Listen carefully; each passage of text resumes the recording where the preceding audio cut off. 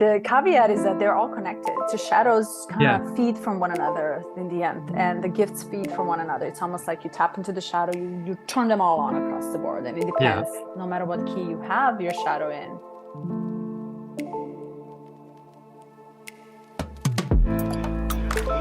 People like you that are enabling great change for others, and just your presence and just your being. And it doesn't have to be, you don't have to be a celebrity to do it either. You could just be walking down the street or sitting in a room. And you're making the difference. How can I contribute something? And that's a big fear too. It's like, oh, I'm going to change my city or my town or my country. Like, yeah, it's possible. It starts with one person.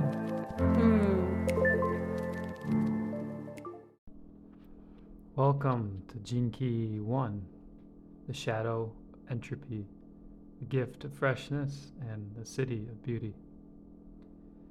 To launch your life out of the cinders, to reach for the sky, to burn with love for the new.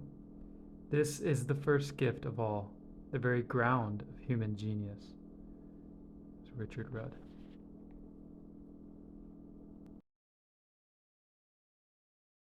This gene key touches each one of us and is the foundation of feminine qualities, entropy and the chaos that we exist in, and the potential for beauty on the other side. I do hope you enjoy episode 1 of Contemplating Gene Keys with Milica and Eric.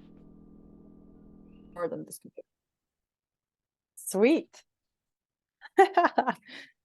I did a little study this morning and homework, and there's a lot to talk about just Gene 1. Did you have a chance to read it through? I did, yes. Do you highlight a lot of things too, like me? I actually don't. I have this thought that I want it to be untouched for the person that receives it next, which is like totally backwards because you can get so much information from notes. But it's something I've always done when I read books. I just try to leave them like perfect condition. Oh, the books? Yeah. Okay, well, I'm pure opposite from you. Mine are all messy. Okay, so do you have a feeling? You and I are Pisces together. We go by feelings. Do you have a feeling on how you want to approach this, or you want to just go with the flow? My feeling is trusting in your flow. I think it's going to be great. Yeah. Okay.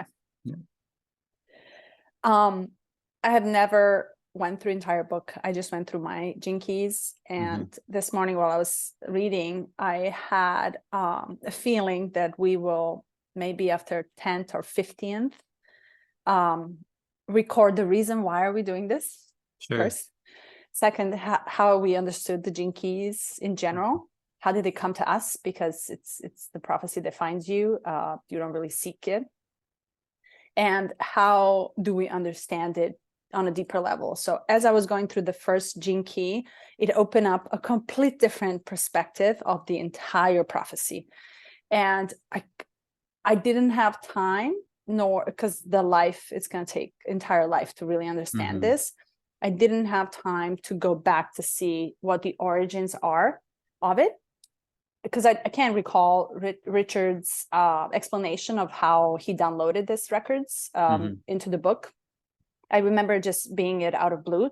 But if we don't touch base on that, I had a feeling this morning we will eventually as we go through the book. So what are your thoughts about that? Do you want to share anything about where is it coming from? How did it come and get you? Or do you want to just dive into the first? I'll just touch on something that I find interesting and maybe you have some insight. The podcast where kind of switched for me like a calling, where I felt like, oh, I think I need to dive into this, was he talked about his teacher told him to do self-massage on his stomach for 9 months. And then, so he did this for 2 hours every morning. And then he administered to other people as kind of a specialist in this field. And what it does, he says, is deep in those muscle tissues and in the memories that are stored in the water, you have memory flashbacks. You'll have memories that you've forgotten that'll be recalled. And I think he was telling the story, and then he alluded to somehow that led into the download. So it was kind of like he was unlocking things, and then all of a sudden he was able to clearly channel for 3 days, 3 nights. Wow. Yeah. And do you feel or think that when you have a natural downloads, does it come connected to the memory of the water, as we are whatever 80-90% of water? How do you mean? So our bodies are liquid, Yeah. and you and I as Pisces, we're very watery, meaning all the downloads that we're getting from out of Earth or from other dimensions, we tend to receive in certain formats. It's either going to be voice, visions, or fantasies, dreams, feeling, apathy, empathy, anything that comes our way, we can just absorb it and feel it. But how do we understand it is more rather through the memory, through this body as a vehicle that is water, a lot of water in it. Or do you feel you tap into something more than water? Something else. For right now, to me, it's water, and I'm just tapping into, like I heard that podcast and I was doing the massage for myself and having memories come up, and I'm like, okay, there's something here for me, and unpacking that. And as we go through this, it's going to take us a little over a year. Hopefully I have time to do that work and see some kind of transformation. So is there anything specifics you want to share with the massage, the way you do it? I go deep. I use as much force as I can on myself. I don't know if he didn't really explain like the technique, and I'm not a teacher, I'm not an advocate for how to do it, but this is, I just kind of use my intuition, and I go where I feel tension or some kind of resistance. And any resistance, I'll just rest on it and work around it, and then try to soften. So I just try to take a deep breath and soften even further. And as you kind of flatten the area between your spine and the front of your body, I think that's where the magic can happen, where you get really deep in there. When you feel the resistance, do you try to intellectualize it, or do you actually breathe in it? No, like typically the resistance for me is because I'm intellectualizing it. So I try to release at that point.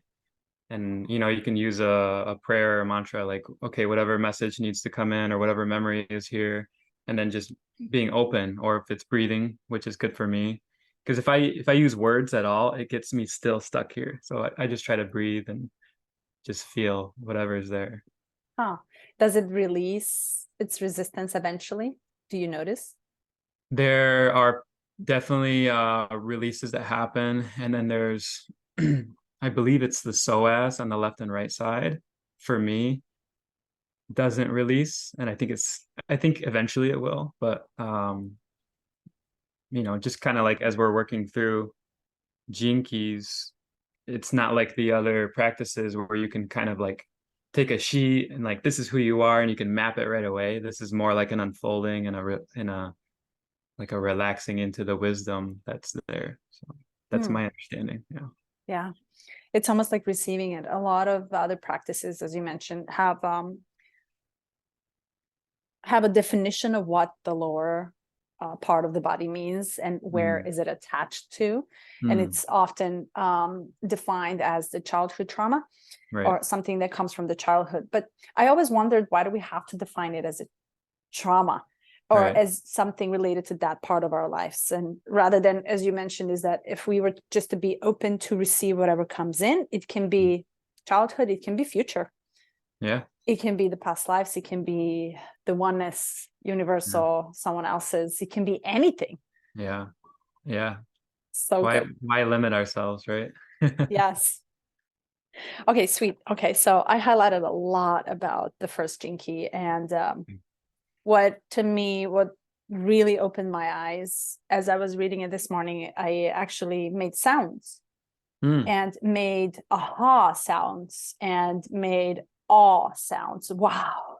Like I just could not believe what I read, and I just had to step away to contemplate all three sections, shadow, gift, and seed key, in order to understand them as separate entities. Right. And what I've noticed in general for a first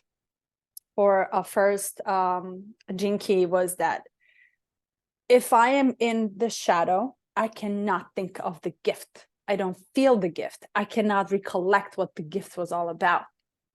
And so I cannot recollect what the city was about as well. So it's almost like the separation between, for one gene key, to me was very vivid and very concrete. I couldn't flip back and forth with it. So it's almost like I needed, speaking of self, I needed to process part by part separately in order to understand the wholeness of it. How about you? Yeah, I like that. I find the same, and I found this morning this in the shadow being entropy and like the nature of chaos. We had a chaotic morning in our household, so it was interesting, like, to have a moment to alchemize. Can I bring in the gift, and we'll dive into it, but how you get there is so, every time I go into the gene keys, it's like it hits me in a way where you don't expect it to. You can't really plan for what will occur when you're reading it. It's something totally new each time. Yes. And okay, so let's touch base on this. Do you think the understanding of the key has a very tight correlation to your current experience in life? It seems so every time I've opened the book. Yeah. So your understanding of the gene key 1 has the way you understand it right now, it's literally how the environment that you're in and what you're receiving as information from it. Yes. Wow. So which means that the first key that we're doing right now in December 2023 might be very differently understood in 2 years by both of us. Maybe we can just spin the circles. Yeah. Year over year, understand. I mean, why not? Back to number 1. Back to number 1. We go through 64 and then we do it again. Yeah, and that is the point of it. Yeah. How I understand it in my life is that it's almost like your start is your ending. Right. Your start on the top is really once you get through all the activation keys is where you end up as well. Yeah, and the framing of 1 and 2 and 63 and 64 as kind of the cornerstones. Do you want to touch on that real quick? Yes. Okay, let's do it. What are your thoughts about it? To me, that's something that has a place beyond the abilities of man to create. So it's something that, like, it's kind of for me, it hints that this is divinely inspired, of course, but just in the organization of the keys themselves and how they were brought to be written down. Like, it could have been totally different, and to have 1, 2, 63 and 64 be the ends, but also, you fold them back together again. It's just, this will be a challenge for me in talking through the gene keys, because often I get to a place of speechlessness, of like awe, like you said. Yeah. Which is the best, which pauses the time and stops the space to expand.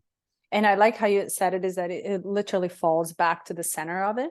Even though it starts from the center, it exits. It's almost like it forces you to exit your boundaries of the center, go there, expand in order to come back to it. It's one. It's like, to me, it represents the visual of Big Bang, of whoop, and coming back to nothingness, or Big Bang to expansion, back to the black hole of lostness. And how it explains the chaos and order. It's almost like heaven and hell, the metaphorical hell or heaven used to be hell before. It's almost like our left and right brain together combined to create the concise understanding of the art, which is chaotic and all over the place, and logic, which is linear, which makes some structure for us to comprehend this. So to me, I am not trying to understand it. I can put the logic to it, Right. that it makes sense for start and end to be nothing and everything. But it's the paradox that we were talking about earlier, like, last week or 2 weeks ago. It's almost like, how do you understand the paradox of anything in life other than the pendulum that goes all the way to the left, light, down to the center, all the way to the right side, down to the center, and it's constantly going and flowing left and right, because the center is everything. But if you stay too long to the center, you lose both left and right. So you have to move, you have to be fluid, you have to start and end, you have to end and start, you have to be chaotic in order to find the order. So to me, it's a perfect entrance to a certain order that we will realize that doesn't exist in the end. Yeah, beautiful.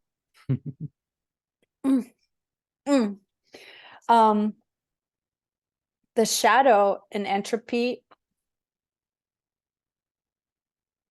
what I got from here is the chemical reaction to any feelings that we have that are not the feelings that we want to have.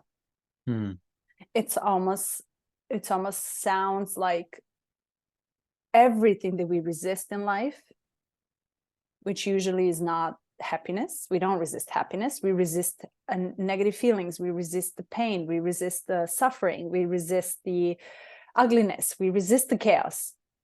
And entropy, how I understood it, was if we resist it, we resist the chemical natural reaction in the body and the vehicle that has to occur in order for joy to come right after. Yes. That blew my mind this morning. I'm still buzzing from it. What do you think?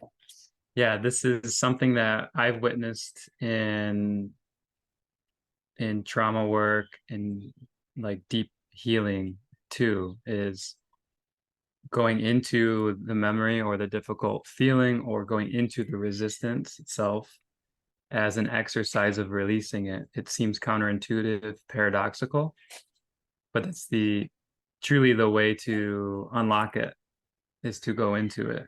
And so we have the outside pressure that we succumb to, of the pressure to, you still need to show up on the day where you don't feel up for it. The day that you're feeling this sense of numbness or gloom, it's like, you still have to produce. We need you here. And it's like that disassociation with our bodies and what we're feeling has caused, the repressed nature of that shadow, which is the depression. And we have so much depression nowadays in the world. Why is that? Because of the outside pressure to produce, to be 9 to 5, show up for work. Even in spiritual communities, there's still that same sense of like consistency. If you're putting yourself on camera, if you're out there in the world and you're producing, there's an expectation that you're gonna be a certain way, you're gonna show up a certain way, you're gonna be smiles every time, and that's just not the reality. If you skip over this, it can be detrimental on a long-term basis. So how do you find time to process the reaction and allow this feeling of shadow to absorb you fully in the world that is forcing you to be present and continue grooving and working for? How do you find this time to allow the process, which, by the way, can last one morning, 4 hours, 4 months, 4 years? Sure. That's a great question. I tend to believe for myself that there is a quantumness involved, and if I just open to it, that something will move or shift that needs to. So the only way to do it is to step into it, right? You can often, even in this discussion where you have maybe people are listening and they're thinking like, oh, I don't have time to step into the gloom and feel it. And it's like, how do you know you don't have time? Have you tried? Because you don't know what will happen. If you truly let yourself into it, it might be instantaneous. It could be. I'm getting goosebumps right now. Me too. I just got chills all over. But how do you recognize, there's a moment that switches when you decide to try.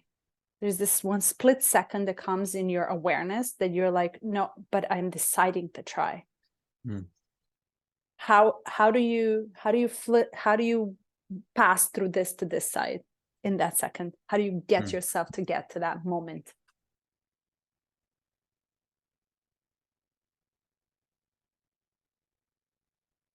In taking a deep breath, I think that's the easiest way for me to do it, is take a deep breath. I'm not sure if that's what you're pointing to. Maybe you can provide some clarity, but usually if I have a moment of, like just not feeling aligned, if I take a deep breath, that points me to, hey, there's this unfelt thing that needs to come up, or that you need to look at. Hmm. It's being aware that Yeah. you are processing something, or that you are on a crossroads or in the center where you get to choose which way you can go. Mm-hmm. And often you're saying, if you're aware, you take a deep breath, would you choose the lighter side or would you choose the darker side, the shadow? To step into. Mm-hmm. Usually I go dark first. Wow. You go light. Usually, no, usually that's where people shy away from. Yeah. Get fearful off to turn towards the dark and allow it to happen and step into it. Rather, it's like, oh no, this is the door that I don't want to enter. There's dark. It's very dark out there. I'm just going to go down the hallway. There's lighter. Yeah. So that moment of decision and awareness that there are two choices that you can, and you were given the will to choose. Mm-hmm. Is it almost like you need to build yourself up to that confidence to know that you will be okay if you enter into that door, even though there's dark, but you're alone in it, good enough to stand still and live through it all. Mm-hmm. Yeah, and that stillness, I think that's a fear on top of the fear of looking into the darkness, or looking into what's hiding there, is the fear of stillness, of not moving. Like, for most people, it can be terrifying. Yeah. So how would you say you're comfortable? Would you say you build confidence and comfort to be uncomfortable? It's all experience. So just in practicing. And that's why I say, like, for people that might be listening and haven't done this before, don't expect it to take 4 weeks or 4 months or 4 years. That's great. If it does, that's another opportunity for a further opening. But, in stepping in, you have to anticipate absolutely nothing. You can't expect anything out of it. It's because if you're expecting, or if you go in with an anticipation, you're going to be tied somewhere with something else. It's not going to fully happen for you. Yeah.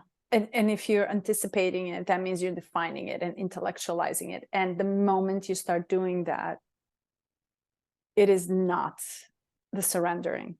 Mm-hmm.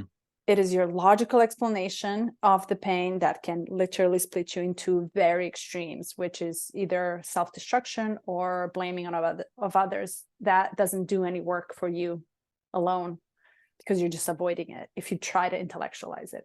And I think this is what the shadow of entropy is talking specifically about, is the moment you're lost, the moment you feel pain, the moment you feel the resistance towards some feeling or some emotion, is the moment where you need to allow it. Mm-hmm. And if you try by a second to intellectualize it or define it, you're not allowing it to process this chemical, whatever alchemy that is happening within you. You're trying too extreme to run away from it. It's either to run away and blame yourself, get deeper into the depression, or run away and blame others, and run away specifically from processing it for yourself. Yeah, right. Or fighting it altogether. Yeah. I highlighted here, it says, it's actually an extremely fertile state of awareness. Mm-hmm. Yeah, First of all, fertility is a key, or is a glimpse at what's coming in the gift, right? yeah. And when I highlighted, let me just cough for a second. Sure.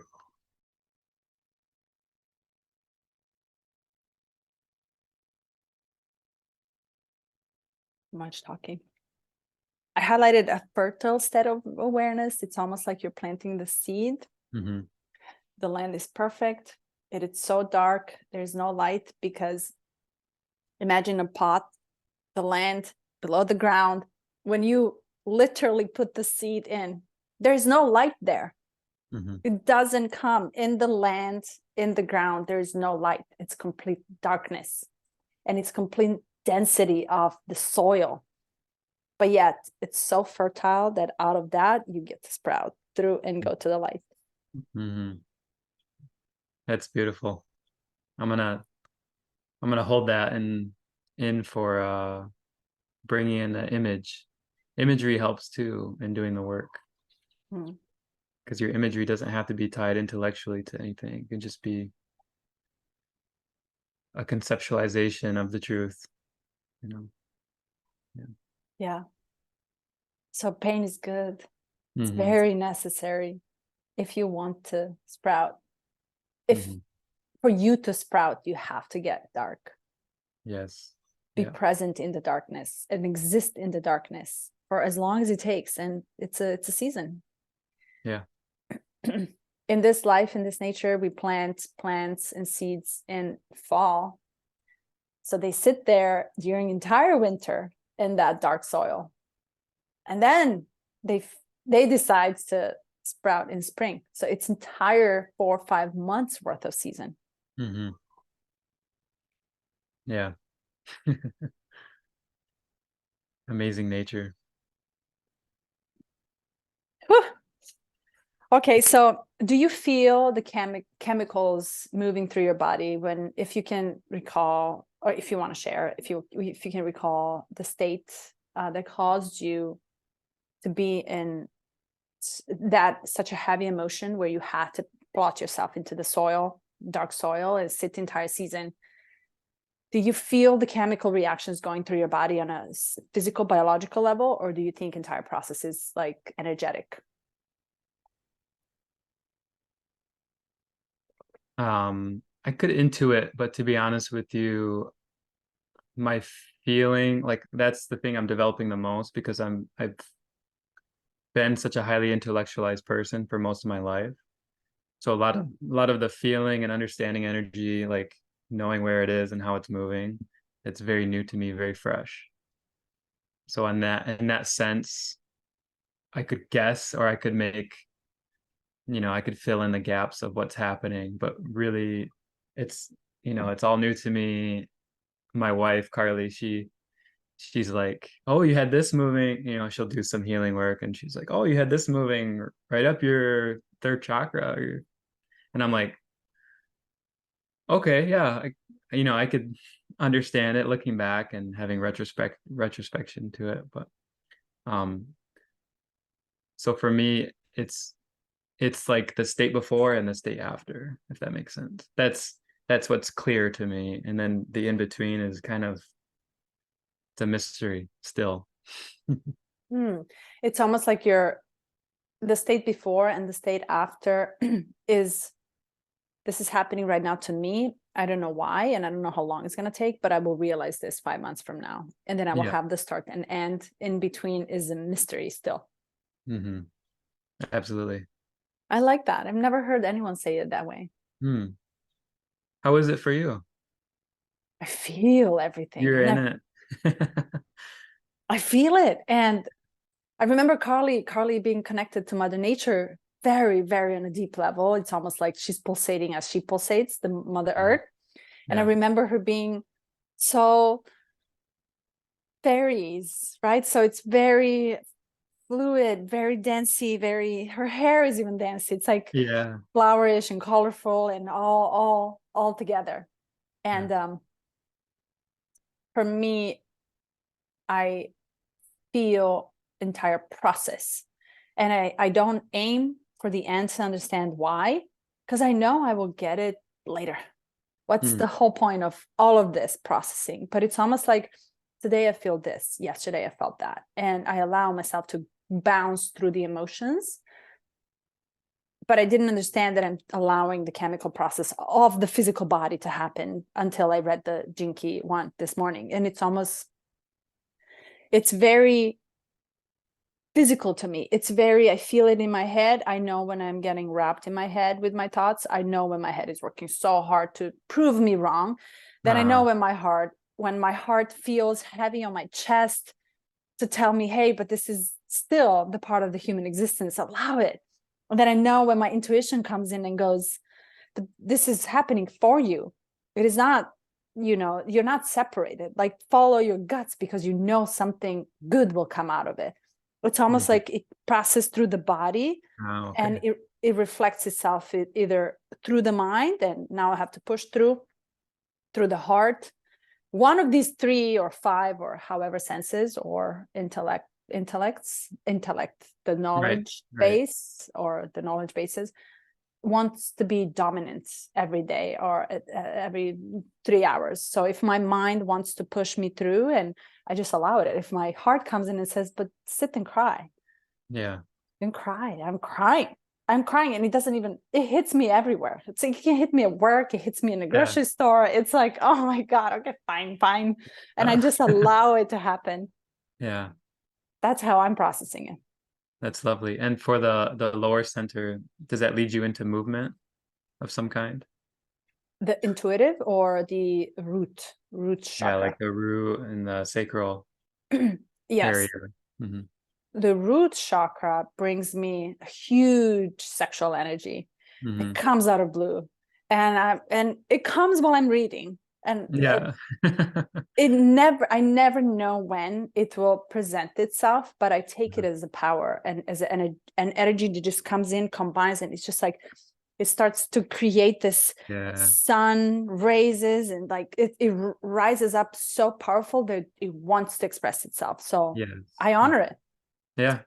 And you don't have to always honor it in your physical sensations. It's almost like when, like you said, when you're closing your eyes, you know that there's so much compounded energy sitting on one place. You can just feel it in your body, and you kind of want to play it. Yeah. Play with it and bring awareness to it. Yeah. Yeah. Does it happen to you too? Absolutely. And this is the mystery, is it, like you touched on, it could be here, it could be here, it could be here. And it's heavily non-intellectual for me. And so to even conceptualize on top of it for explaining what's happening in the process, I'm like, I don't know, because often, I'll have like this energy that I feel I need to move. And so I'll participate in dance and even like wrestling with the boys or doing some yoga, or it could be anything, but often I'll start to move and then it will work its way back up. And then I'll feel some emotions that I'm like, oh, okay, now it's time to release the emotions. And then in releasing the emotions, I like my head clears and it feels calm and still. Or it can be leading from the heart into kind of like a knot in your muscle that's up here, an intellectual block that's happening. So it's interesting how we can go from the head center down into the heart, down into the lower chakras and everything that's there, or we can, depending on how we initiate, it can work its way back up as well. How do you initiate? Or does something initiates this for you? The knowing happens on its own, like the knowing that there's something that needs to shift. And then for initiation, it's usually, for me, a practical thing that happens. So the other night I was with all the family. So the 3 boys were awake and they were having their nighttime energy, and it was fun. And I was like, what if we put on a dance? And so I threw on an Osho meditation, which is like really chaotic dancing and a lot of movement, and just went into it knowing I have the boys here. I kind of semi have to entertain them, but I'm feeling like I need to move this energy around. So it's practical. And if for some people where they don't have little kids, that they need to be like I set a rule for my 4-year-old before we started dancing. I said, okay, we can do this dance, but I need you to not touch anybody. he was like, don't touch anybody. Okay. And then I start the music and he's just like a magnet onto my back. So for like the 15 minutes that we made it, he was just trying to get to me, hold on to me. So it's kind of like, for me, something practical I can do in the moment that will help. And then it's a mystery for me because like I can't do the full session. I can't do an hour of breath work, with my current situation. But it's not, I used to think I needed to, and now I understand a little bit helps. A little bit can get you there, and it might come later. So I might have dreams that night that will help in processing the emotions. It's all mysterious. It's all fun. That's so good that you said, because yes, 1% of something every day ends up being 100% eventually of that thing, same thing. So it's often when you just walk around with your kids holding them in the moment of them watching some cartoon, you just had this knowing and your eyes become clear, you're present, you're very vividly conscious about where you are, but you're lucid about where your head and energy went. You just disappear for a second and come back, and that sometimes is enough. It's almost like it's like in life you only need one person. Sometimes you don't need entire village Yeah, to find absolutely. whatever that you're looking for. Wow. I can just imagine you dance. Carly put it on her story. I'll have her share it with you. She Yeah. took Oh a no. video. Oh yes. When you feel the emotions, going back to the shadow of the entropy, do you feel it's almost like you have to tap into the shadow? And visually I'm showing down, doesn't mean it's down, it can be up, left, right. It's almost like, do we have to tap into the shadow in order to come to the gift? Do we have to get back to the shadow in order to reshape the gift of the first key? And we'll get to the first key gift in a second, but do you find yourself tapping into the shadow of the entropy ever so often in order to realize something related to the gift and seed key later? I will say, as I tap into the shadow of chaos and entropy,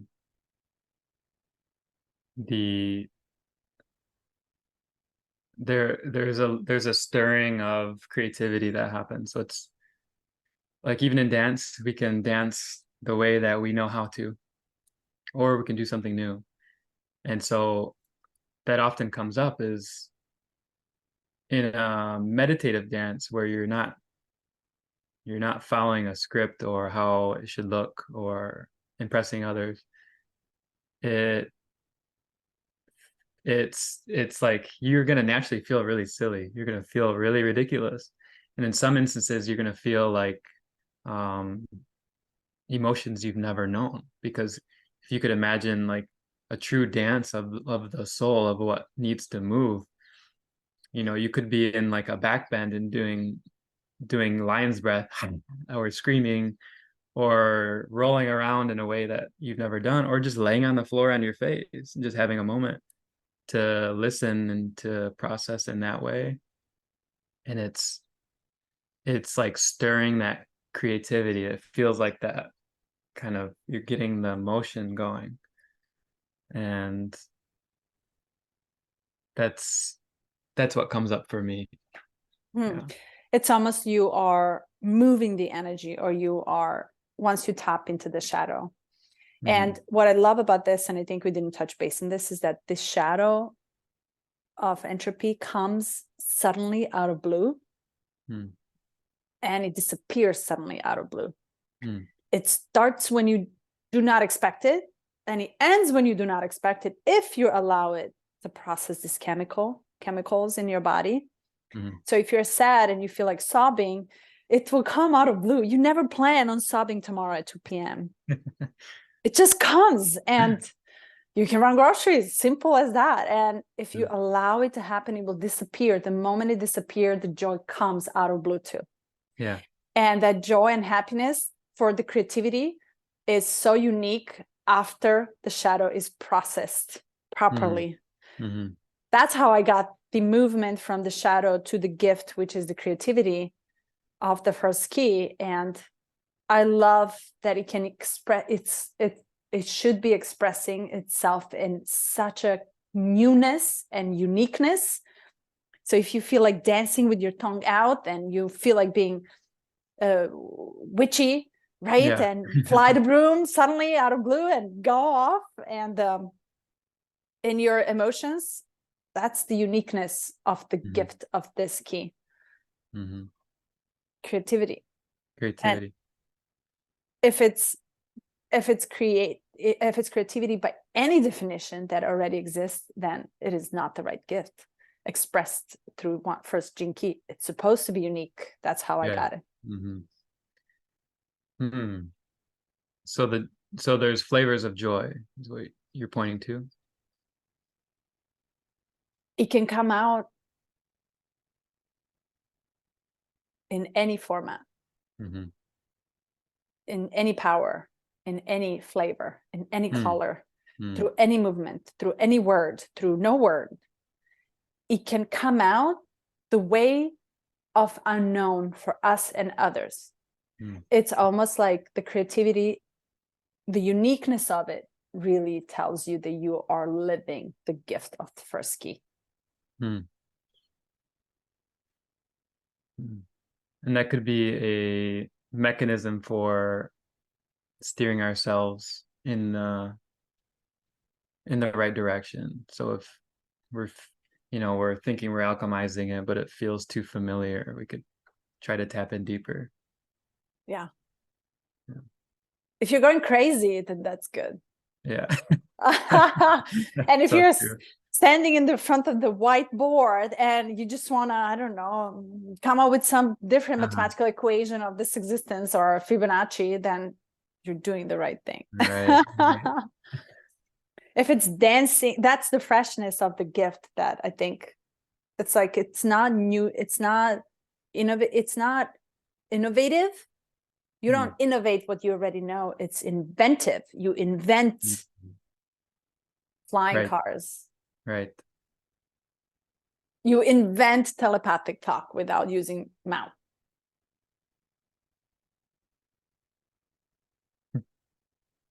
It's wild. I love it. Oh gosh. Okay, so is there anything else you want to talk about shadows, or you want to move to the freshness? Just something quick, maybe as an anecdote for people. Say you're in the grocery store, if you can pull up a recent memory and that feeling of sobbing, crying happens. Can you walk through kind of how do you have a resistant thought first, and then how do you kind of work with it? Yeah. I was in a grocery store and I remember turning around, not knowing what I'm getting, meaning completely being lost to why am I there? I just knew I needed a food, but getting macaroni and bananas together don't go together. I couldn't cook macaroni with bananas. So it's like eventually you find yourself being in a space, doing the systematic work that you do on auto, but not feeling that that's the space you need to be in. So that's the first thought and realization, is that, oh, I got to live life, feed this vehicle. I don't feel like eating. I'm not hungry with that. That's why I'm buying bananas and macaroni. But I'm here. And the second thought is, I am a human that experiences something right now. And what do I feel? Where is it? Where is this feeling coming from? Is it in my chest? Am I contracting or am I expanding? And if I'm contracting, that means I'm resisting something. If I'm expanding, that means I surrender. And the moment I realize I want to surrender and I have a choice to choose, I have a chance to choose to surrender, the tears start falling. And I am sitting at the aisle and I'm laughing. Here's the other paradox, is that my body knows what it needs to do. It functions 24/7, nonstop. It does all these biological things. I'm not even thinking about it. He knew that I had to go and pick up all these different things in the basket. He also knew to smile.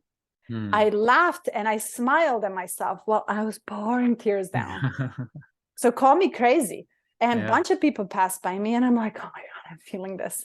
And I just looked and I just surrendered and I just looked up and my tears were just falling. And I was like, oh, this is the process. Whatever energies, they're just bombarding me in general, all at once. And I had anger, I had disappointment. I hated everybody else who's happy other than me. But then I figured, but I'm smiling. What do you mean I'm not happy? But I'm suffering too. I'm smiling, I'm suffering. My tears and my smile don't go together. It's total chemical chaos. Yeah. And I was like, and I'm walking through the groceries. And I was like, collect yourself. This is all, like it's so good, but it's so painful. I can't even breathe. And then really you move on through it and you don't stop there. You don't stop breathing. You don't stop walking. You don't stop producing whatever cells and chemicals and thoughts. Nothing stops. So it doesn't end. It continues. And it just takes a phase. And I'm going to the cashier. I grabbed really random stuff. By the time I got home, I didn't even know why I bought all of this. And I'm like, what do I do with this now? Damn it.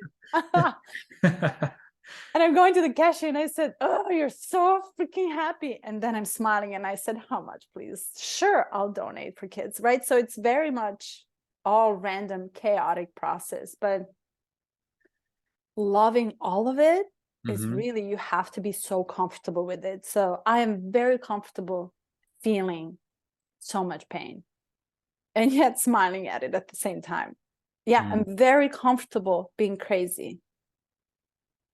So that was my processing. And I got home and guess what? I survived it. And I'm going to remember that forever because it was so impactful for me. And I know the aisle, I know the store, I know the location, I know every single thing. It's almost impacted memory in my mind and a blueprint that creates me of who I am now. That's so interesting to speak on the memory. As the tears are flowing and you're deep into every single back and forth that's happening and the different chemicals that are occurring, and now you have like a picture perfect recreation of what happened stored somewhere in your body and you can access any point. And amazing. It's a story and it's a creation and it's so inventive that it never happened to me before, literally never. But I allowed it and I wasn't afraid to enter that room of whatever darkness or any room that was unknown. I wasn't afraid for unknown. I just allowed it. And if I had to sit down on the ground and sob and cry and scream and yell, I would. If that was a moment that I wanted to express myself that way, I probably would. Yeah. And be like, collect myself, step up and said, excuse me, can I just pass? Yeah. Wouldn't that be crazy? That would be so crazy and so it would be great. I think, and if you could imagine being witness to it, would it trigger you or would you understand it? For you, because it's you that's having it happen to, you're going to be understanding, but for most of us to see it, it's triggering because it's something, it's like we don't have that freedom to do that. Why can I get on the floor and roll around and smile and cry at the same time in public? And so it's interesting. You're doing more than just for yourself in that moment. There's something happening with other people that are there. Oh, just got chills. It's almost like when you tap into your source so deeply, so deep down, it's almost like that big bang of the rays coming everywhere and something just explodes and others get to feel the temperature of your rays or your frequency and it gets to alter something in their state of being as well. But it only happens when you look. It only happens when you allow the shadow. Yeah. And when you hate it so much that you love it, and you're like, okay, when is this ending? When is this ending? And it's, but you kind of don't want it to end, because it's that good and it's that powerful and it's that life-changing for self, that, and then you get to share it unconditionally for everybody else, whoever participated in it, accidentally, on purpose, timing and space, you share it, and you just get to explode like a big bang and come up with some existence of something. Wow. Oh, so powerful. Wow. Whew. How are you feeling? I'm feeling a lot of energy, some empathetic emotions to what you're going through, and really, really joyful. Really joyful. I was very tired this morning, and now I'm feeling like I'm good. I could go for 24 hours from here. Wow. Yeah. Energy. It's the intent of it, and the energy that we get to tap into. Should we pull in the gift now? Yes. Okay, so the gift, do you want to kick it off, or do you want me to? I have a lot to say about the gift. You go, you go. Gift is where this fire comes in. So how I understood it is almost like you're lighting the fire after you completed the process of shadow. So that siloed process of shadowing and living into this chemical reaction of the shadow will catapult you into light and darkness, space and time, that will fire up this energy for the creation. And how I got it is that this gift of freshness comes from that light the moment you pass over to the gift, because you completed the process of shadow entropy. And it also comes unexpectedly, and it doesn't last forever, but it's a fire that can be used to lead others. And oftentimes the paradox of it is that that fire within us is not created consciously by us for others. It's created within for ourselves only. So the creation from it, and whatever comes up as a freshness and newness from this gift, we do it for ourselves. And we don't want to do anything with others, but yet others benefit from it much more than we do. That's beautiful. Yeah. And in reading here too, it's freshness is different from the word newness. It conveys aliveness. And like the nature example you gave earlier with the seed in the ground and it sprouting out, it's that seed in the ground that's sprouting out will provide something fresh for the environment, for the people that can see it, or for the animals that are going to partake of the fruit. Or there's something, yeah, again, like I get at a loss for words in talking through the gene keys at times, because it puts you in the state of pure awareness and just witnessing the magic of what the gift is. So for you, in having it be personal, something that's only for you, can you expound on the difference where you have a feeling that there's something that's for others? Yeah. All the great art in the world seem to be created out of pain. Deep darkness and pain. And it's almost like you need it in order to create something new or something fresh. So if we were to listen to the song that gives us chills, And I'll give you a really good example. I'll actually send you the link for this song too. It's a Luciano Pavarotti, and it's the opera singer. And apparently he was such an egomaniac. All his life, he loved himself so much, or put himself on a pedestal. But the moment he died in the last concert, he tapped into the universal love for all. And you can see it in his eyes. And it lasted for a second. He created that. I have to send it to you, and you have to put the headsets on to listen to it. And you will know what moment that happened. It's at the moment when he just enters into this space of oneness, of so much love that his brain is blown away, and he now produces it for others, but he produces it. It's almost like there must be the pain to create a song that you put through guitar and through your voice, and you do it for you because you don't know how else to express it. But yet someone else listens to it, gets the chills, and it changes their life forever. Sure. That's how I see it. It's almost like you create it for yourself, and you're saving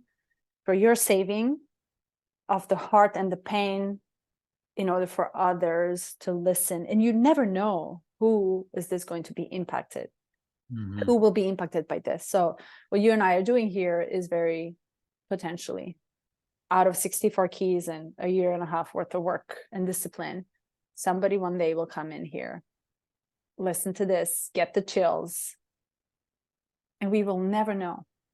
But you and I are doing it because we now have the energetic pull or the need to express whatever that we need to express through the keys together. But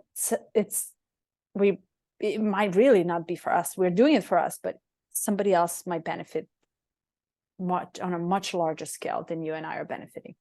Yeah, I could imagine. So, but selfishly, I'm here for me.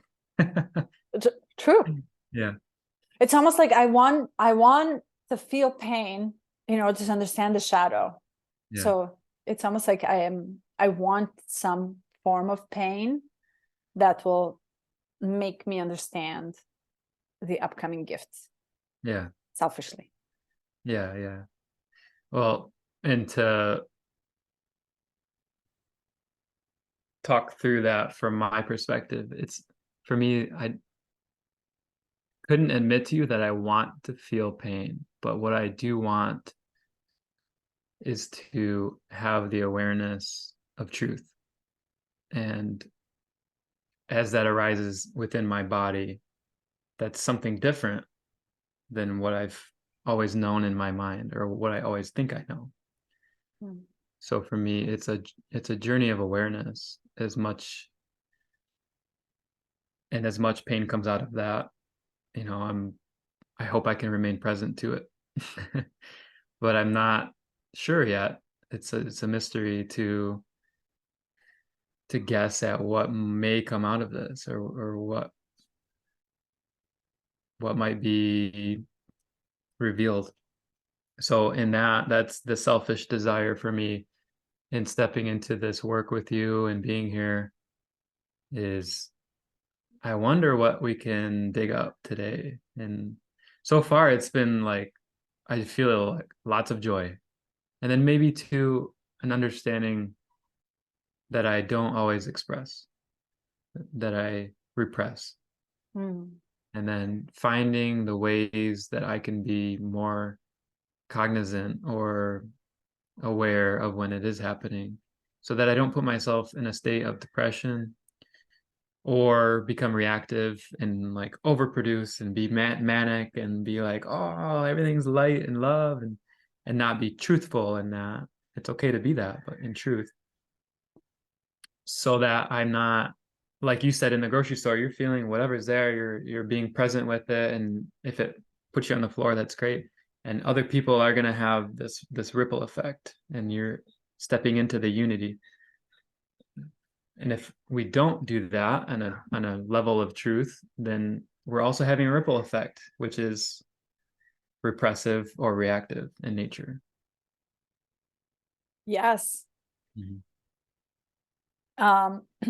In the in the gift section in the book, Richard talks about the metaphor of Christ being crucified and entertaining. I'm speaking the very social language nowadays. It's almost like entertaining his pain for people to understand. But do people yet connect to the pain of it, to the moment of the realization of the suffering? That's where people connect into it. It's almost like you tap into the suffering of whatever form. I think we're limiting it by saying the pain or suffering. There's no other word to explain it. Yeah. But it's much bigger and vaster than that. It's almost like in the suffering is where the message is sent across and carries over as a legend, as a metaphor, as a story that reappears again and again and again for people to change their beliefs, their feelings, their expressions. It's like if it's almost like Jesus had to suffer that much, or Buddha had to sit with all these demons coming in his presence, but the demons are there. And it's like you have to put yourself into the suffering and be very comfortable with it in order for anyone else to feel the difference or to join the collective consciousness and awareness or rise of it.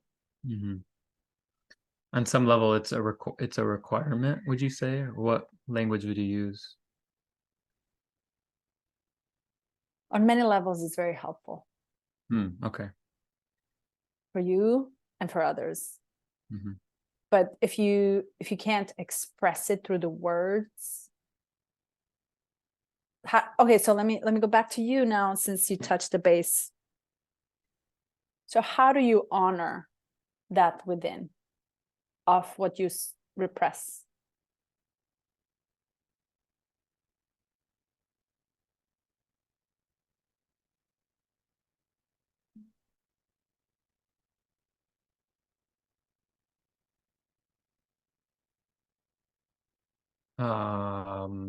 Stepping into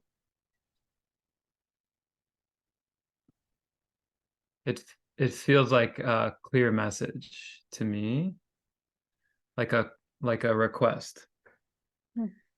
So in listening to your story, even earlier on this podcast, I had a feeling of, oh, I could cry right now. And it was, you don't need to cry right now. It's the old messaging. But the call is, you need to cry right now.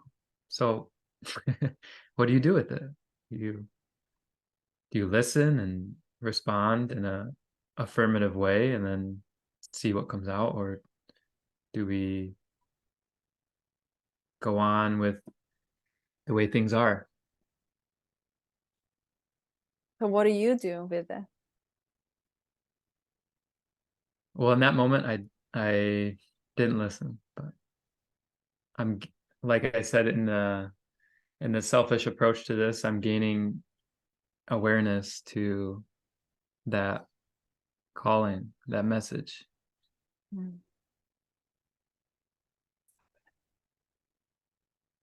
It's almost like you should bring an umbrella, but yet you say, no, it's sunny outside. Yet the cloud comes in and it rains and it soaks you to the core. But you knew. Next time, would you bring umbrella? Yes. This is there's a story that's maybe relevant. It might be a stretch for some people to understand why I'm bringing it up. But the other night I made pizza and my 2-year-old wasn't feeling well. And I kept asking him, kind of coaxing him, like, Jace, do you want pizza now? Look, I took the vegetables off. Do you want to eat your pizza now? And he just wasn't into it. And then it was like the last part of the night. And I'm like, Jace, if you don't eat the pizza now, I'm going to eat it. And he said, no, you're going to wash it. I was like, strange thing. He's actually a very articulate 2-year-old. So it was very random for him to say that. I was like, I'm going to wash it. I'm not going to wash it. I'm going to eat it. He's like, you're going to wash it. And he was just so confident. He kept playing. I'm like, okay, buddy. I set the pizza up on the counter and I go to get something out of the fridge. The pizza knocks off the counter onto the floor, face down. I'm like, oh man, I'm so bummed out because I was actually looking forward to eating it. And I was going to put it in the trash. And I remember, we're in Hawaii. We have a lot of bugs here. So I'm like, oh, I'll just compost it. I go to put it in the sink, I turn the faucet on, and I look down, and I'm like, I'm washing the damn pizza. So Wow. it's, as kids, if we allow it, they have that ability to flex time and space. And in that calling, it's like we don't know who's the one that's calling us. It could be our future selves, it could be another being, it could be some intelligence we're not yet aware of, but can we trust it? And I think that's what it comes down to for me, is learning, like, with experience, okay, I can trust it. And I'm so grateful for my kids because they show me those moments of like simple trust. They had an understanding, like, you're gonna wash the pizza, Dad. And this happens like quite frequently now. The more I let them see me in awareness, the more they feel safe and comfortable to express whatever's coming through. I love it. It's almost like they can see what you cannot, Yeah. because they're not defined with any definitions of right or wrong. Mm-hmm. They don't know. And if you don't know, Mm-hmm. you know everything. Mm-hmm. If you don't know intellectually, then you know everything. Right. And now that you say that, it's clear to me, it's the voice of judgment within the self-judgment that, for me personally, I'm sure for many other people, that is the block for stepping into that calling. And then what comes through is something completely unique, like you said. It's like, when else have I washed pizza? And who says that? Yes. I love the story though. Yeah, I love yeah. it. It's worth telling. And how old is he? You said 7? He's 2.5. He's 2.5. Yeah. Your 2.5 told you will wash pizza. So he Yeah. literally saw what you're gonna do. Yeah. And So he was, at some point, it's at times I think he's not the one actually having the thought. It's just kind of it's like coming through his system. But oh, he's just a vessel. yeah. So And we who's all talking? are at some level, right? Who's talking? Who's talking?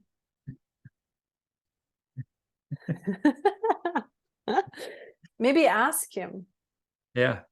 next time, like, who are you talking? Who is saying this? Yeah. The lesson though, and this is the conundrum, is like, oh, just ask him. Isn't in the moment I'm like, this is so ridiculous. I just think he's just being silly, or he's not paying attention. And then when I end up doing the thing that he says, I'm like, okay, this is totally for me, showing me how I could, if I'm like a child, I would have the ability to be a vessel and to be a channel for whatever wisdom or truth can come through. A simple example for something that could be so much deeper too. Mm-hmm. Yeah. It's like, it's also, kids do have this access to universal truth from the moment they become to existence here in this physical body, all the way up to 7 or 14, until we start programming, or until the environment that they're in starts telling them the boundaries and limitations that they learn from. It's maybe access to it while he's 2 and 3 and 4, and get as much information as you can. Stimulate. He's almost like a bridge to the outer world. And my hope as a parent, this is if my family ends up listening to this, they're gonna be like, I'm the black sheep anyway, so I'll just go for it. But in my hope as a parent is to what I've heard is, we want to help the children as much as possible. And Osho says, why would you help the children? You were helped, and look what happened to you. Like, don't help them, you know. You're there if they need you, but really they have everything that looks like chaos and disorganization and disorder for them is in perfect harmony on some level. So just create a framework where they can exist within, like a safe boundary, but let them be free as much as possible within that. So that's my effort as a parent, is to provide them as much freedom as I can. And hopefully that channel stays open. Freedom to expand what? Well, I think it's expansion itself. And it can manifest in so many ways. You know, we often tell kids not to cry, or there's certain, you know, at best it's like you can cry at home on the pillow. And it's, what are we teaching them? You know, what have we learned? We're just passing down the things that have been taught to us, the way to act in society. And then it's that calling of, you know, in feeling this feeling on a deep level, you have so much creative potential on the other side. So that freedom, and then being witness to what they can create.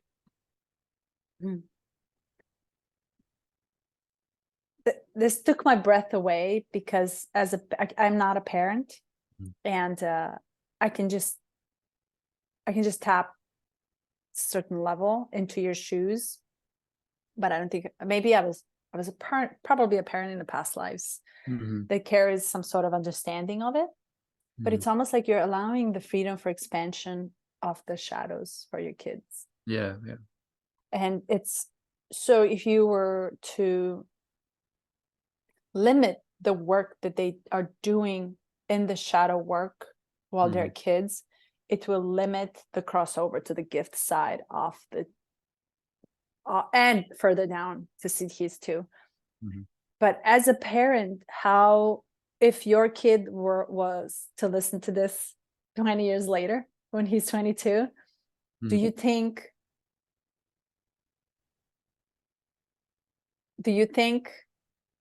you will not be able to limit the shadow space for them? Or does the unlimited shadow space exist for them as kids? Or do they have to go through some sort of activations and understanding in order to intellectualize the emotions, and then understand what that intelligence of the emotional states are later on in life? All right, you're kind of asking, is it possible as a parent? Yes. Or do they have to do some work? Yeah. I could imagine a reality where it's possible. And I think that we are collectively moving toward that reality. As much as we try to here and now, it doesn't feel like it's all the way possible. And some of that is just the healing that we haven't done yet, or the remembering that hasn't taken place yet. So I might be thinking, I'm providing him all this space to cry and to fight and to feel as much as he can, and I'm making him feel safe and loved through that. But he might in 20 years tell me, "Hey Dad, you tried your best, but there was a lot." And that's kind of an expectation I have, as much as I try not to have expectations. But this is a way of kind of like not getting my hopes up that I perfect parenting, so that it takes some pressure off, and hopefully that makes me even more present with them. But just an awareness that you can't, as it stands now, I don't feel you can raise perfect kids. I don't feel you can raise trauma-free kids. And trauma being a spectrum. You know, there's things that happen to them when I'm standing right next to them. There's things that happen to them when I'm holding them. So it's just a matter of course. It's an aspect of this life right now, and possibly a necessary one as we look at the first gene key. Like in a world where things could be perfect for children, is creativity stifled then? Because the range of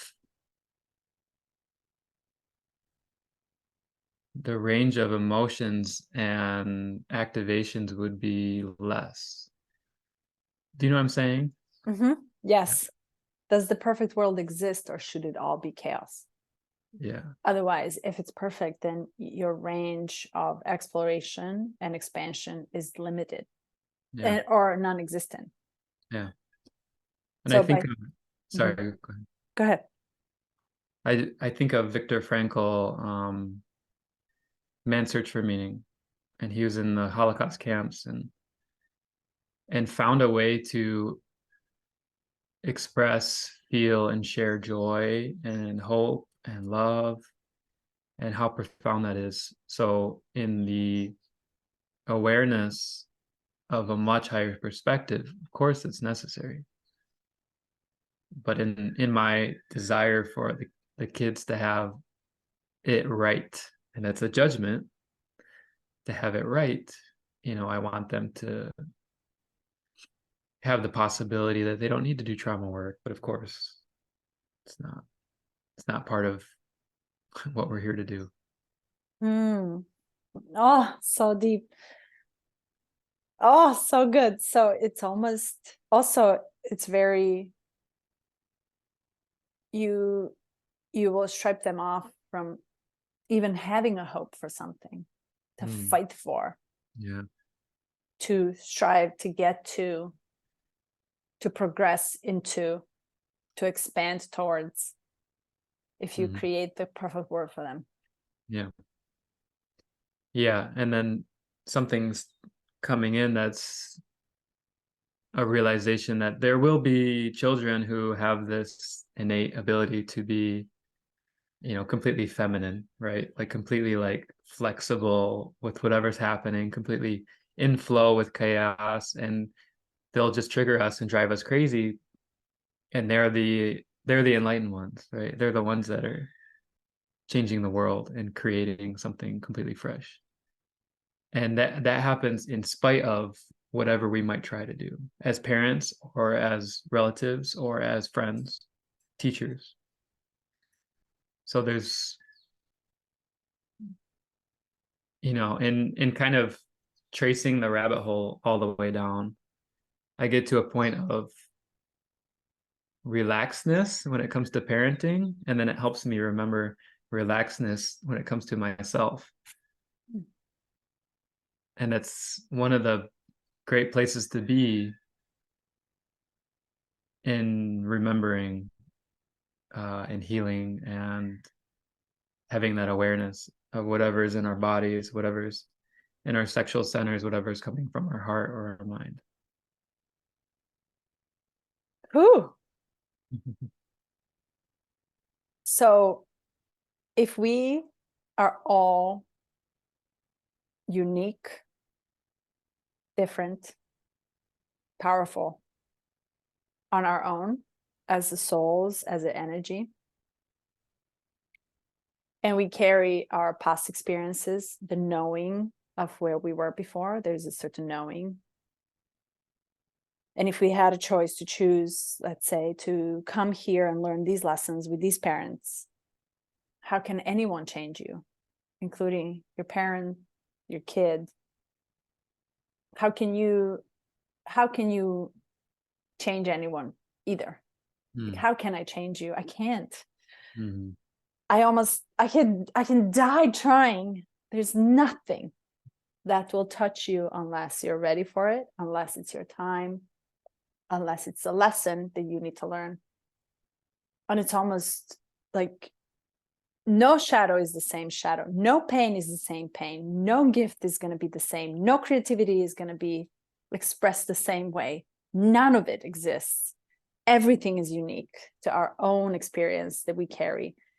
And yes, influenced by ancestral experiences and all these different traumas and stories that are coming in. But really, We can't do anything else and anybody else other than ourselves, as kids, as parents, as grandparents tomorrow. So you can keep trying. But if I tell you, which I did tell my parents, I'm out of here. Yeah. By the way, and I'm gay. And by the way, I'm just going to shave my head. There's nothing you can do. My mother told me never to tattoo myself. And I was like, oops. Happening. It happened and she loved it. And really, it's almost acceptance that we need to learn for every body and every soul that passes through our life, including our direct blood related DNA incarnations and karmas and destinies and everything. It's like, oh gosh, you're so perfect just the way you are. Yeah, tell me. Other than washing pizza and crying in the grocery stores, just keep bringing it on. I want to feel it all. I want to feel it to that extent that I feel that I expressed and I expanded based on that expression, that it's so unique and so mine. I'm not going to give it away to anybody. I just had a moment. Sorry. It's almost like climbing up the hill and being like, yeah. No, but it's your uniqueness. And yeah, when we met you, we felt that, and it was powerful. And I mean, I saw it. I don't know if we want to share the story of how we met, but it seems like a good place to do so. Yeah, let's go. But stepping on the plane with my wife, Carly, and I was in front and just kind of, I think it was you seat yourself type of situation. And I just looked around for a good person to sit next to, and all I saw was like white light right above you. And I didn't say anything to Carly. I just beamed to the back of the plane, sat right next to you, and you had headphones in, and we took off. And then I'm like, oh, she's reading Abraham Hicks. And I nudged you and asked you about the book. And then it was just like and then you looked at Carly and you were like, whoa. So, yeah. You two were a combined double power of energy that was so fluid. And it was very easy for me to tap into your guys' energy because it was so out of this earth. It's like, this is what I want out of how many hundreds of people on the airplane. Yeah. Nothing existed. And we flew for 4.5 hours from Las Vegas to Detroit. I think it was Detroit, right? Yeah. And then it's one of those like moments that change you and alter you in one or the other way. We loved each other so much. It was so much love there to be shared that we started like touching each other, sharing the energies, like being. And this is, and this is COVID. You're talking COVID when everything is exchanged and the viruses is in the air. Everything is around us, and we just didn't care because we knew that there's something so powerful that is happening here. That event buzzed me for the entire trip in Detroit for 4 days, and I just felt wings. I just felt so light from it because you just added to my craziness already. Like you added to it, and I just drank whatever that I drank from you two, and bam, fast forward. I think it went like a year or over a year. Fast forward, it's still buzzing. Yeah, we're here now, and to me it feels more powerful, and I'm excited for Carly to. She doesn't listen to podcasts usually, but I know she'll listen to this one because she loves it. No, I'm excited for her to join to see that we can. I'd love to go through, like, for all of us to just sit and talk. And I think exchange in this level very objectively, and there's no subjective talk. There's no truth from one that comes in. We're talking about universal truth. Everyone can tap into this, and it's we don't push and pull. It's very much adding to it, or inhaling all of it. Like the air is there for all of us, and we're all taking as much as we need to breathe and live. So I'm excited for her to join. I think she'll buzz with us together. Yeah, totally. Okay, do we want to finish? I know we sidetracked. Let's see, what time is it? 11:30. Ooh, My side, yeah. okay. Do you have a couple more minutes? Maybe we can I take have 30 more minutes. Okay. Yeah. Sweet. So, um,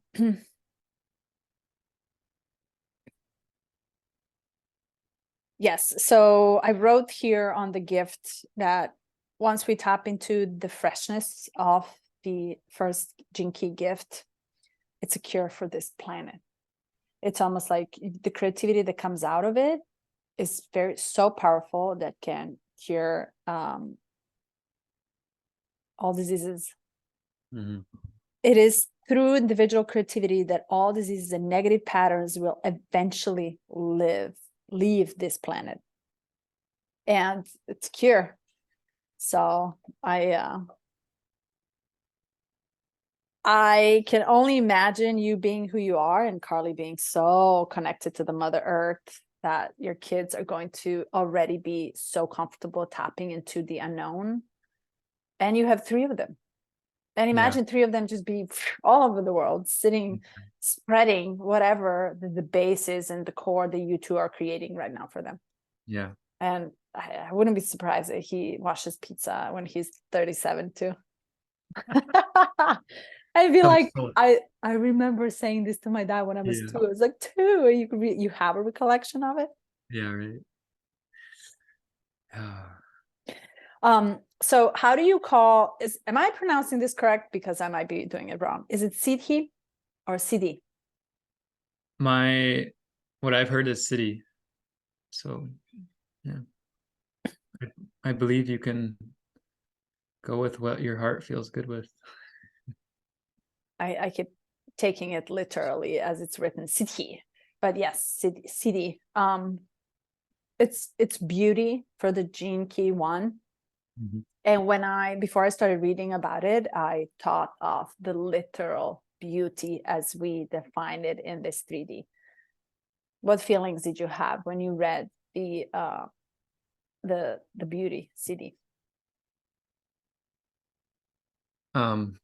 To quote, beauty is the reason for life, and life is the reason for beauty.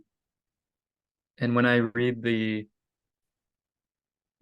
cities, this is where often, hold on, Carly's home and it's got me. Okay. So we'll take a cut here in the podcast. So beauty is the reason for life, and life is the reason for beauty. And this is something so much larger and beyond knowledge, right? It's like here in beauty. So the quote, beauty is the reason for life, and life is the reason for beauty. What comes through for you?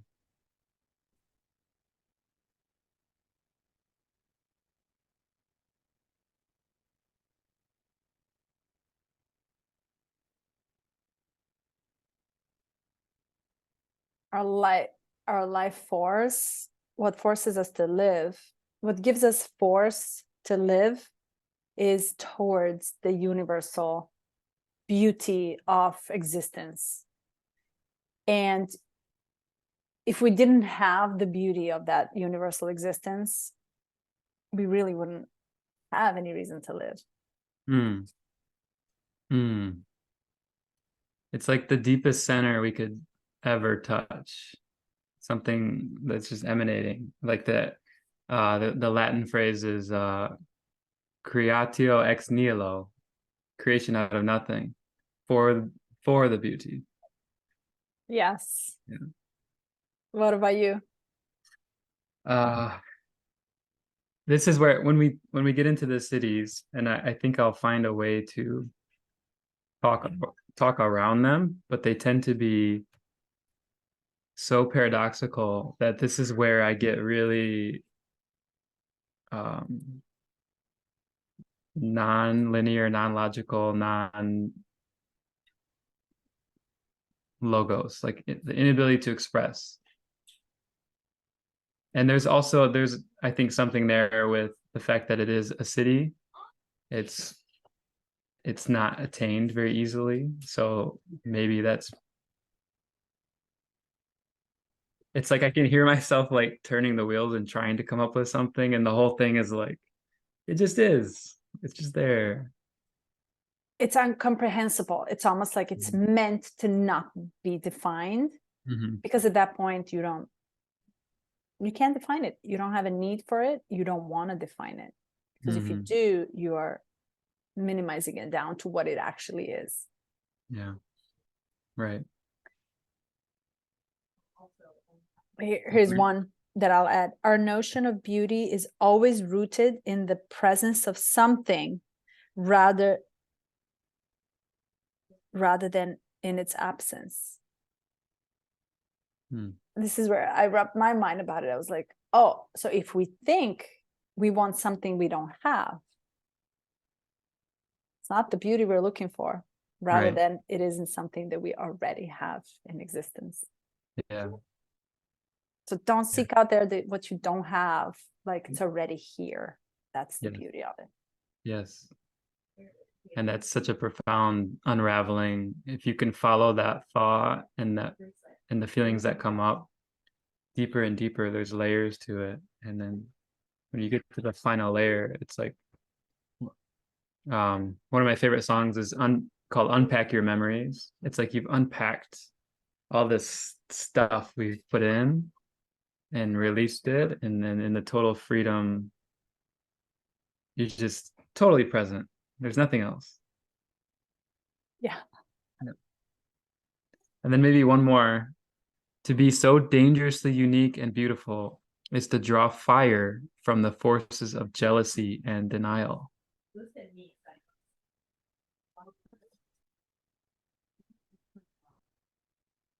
To draw fire from the forces of jealousy and denial by being dangerously unique and beautiful. And it reminds me of the grocery store experience. Like if it put me on the floor, then I would have done it. It's like, that's dangerous to most people. But it's fire. Yeah. You're drawing the fire. It's I just want to thank you and your presence and express gratitude, because I can feel your fire and it's contagious. Same. It's almost like it's not ours to contain within, it's ours to be part of something. Thank you. This was great. And the time just stopped, and we've been doing over an hour and a half, and it doesn't feel like it at all. And thank you. This was great. Thank you so much. Yeah. Okay, I'll send you the recording, and then I mean, we'll continue. We'll go where this takes. We'll see it. Okay. And then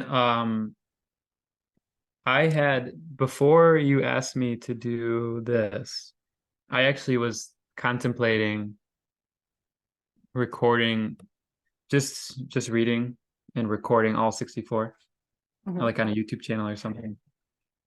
I think I'm still gonna do that. Yeah, I'll get you some water. Just a moment. If you have like oh, that would pair really well and I want to include it, or we keep it separate. If you have an idea, I'm not so much on like the organization side of how it should be. Honestly, I think you do how you feel. Yeah. So it's either way works. And I think this information is like, I found so much personal info that I needed to hear now, but information is not for us to keep. It's almost like it has to get out there. It's either going to go through your channel, my channel, your tribe. You never know which way it's going to go. And I'm so good with allowing it to flow any way it needs to. It's like, just add to it. There's no structure. I don't have plan for this. So if you thought of it, you never told me, and I came up with this idea, that means we connected on a totally different level. Well, that's why I was like, of course. Well, wow. This is there's these moments and they're happening more and more. And in a deeper way like this, where I'm like, that is just, Wow. of course, you know, it's just, and it brings tears to my eyes every time. Just cry, Eric. Just cry. Yeah. Cry on that freaking floor and roll your ass out there. Love you so much. Love you. I'll talk to you next time. Kiss for Thank you. Carly. Yeah. Bye. Aloha. Aloha. Ciao.